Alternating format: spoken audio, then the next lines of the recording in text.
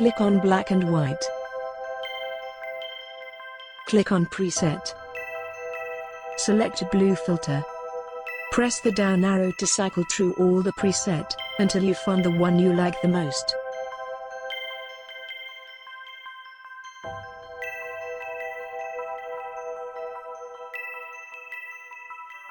With your mouse, move the color slider left and right to fine-tune the effect.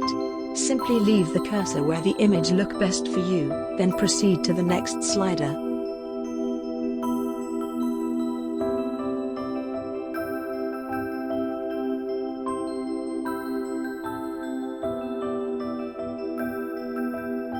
Thanks for watching.